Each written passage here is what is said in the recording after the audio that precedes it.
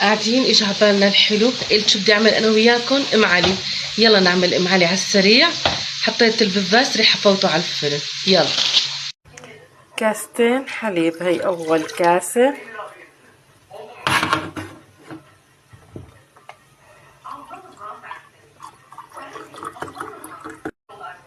مع كاسة كريمة، كاسة كاملة كريمة، تمام. مع نص كاسة سكر، مو اكتر او حسب الرغبة، انا بحب احط نص كاسة سكر. اوكي. هون بلشنا نغلي بالحليب والكريمة والفانيلا والسكر. لا ام علي، ما نغليها للغليان، لا، بس ليدوب السكر مو اكتر. مع معلقة فانيلا، معلقة واحدة بتأدي، بس ليدوب السكر ابدا، ما بنوصلها لدرجة الغليان. الحليب ما بينفع.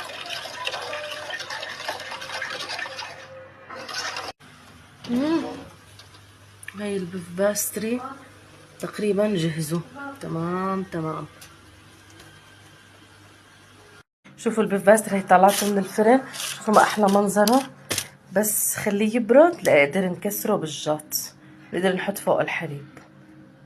طبعا هون انا حطيت زبيب اسود وزبيب عادي وتوت بري، بدي انقعهم بشوية مي او حليب، بس انا حنقعهم بيخليه طري طري. هلا لما بنحمصه مع المكسرات بيضل نافخ وطري وطيب. هدول الاثنين اضافة من عندي. شايفين احنا ما بدنا الكريمة والحليب تصل للغليان، هيك بيأدي. خلص حأطفي عليها. هلا بنحرك القشطة لأنه الخليط سخن، فبسرعة بتذوب القشطة. تحط لها قشطة، علبة قشطة كاملة، بتعطيها طعمة ودسامة. حنحط جوز هند.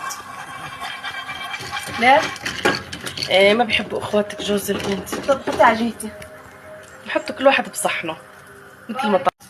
هاي عم نحمص الزبيب، بس هيك شوي عشان ننشفه من المي وينفخ يعطي لون حلو، تظهر طعمته. بدي اكتب حياتها. عم صور ما احلاهم هن محمصين. نحط من المكسرات المحمصة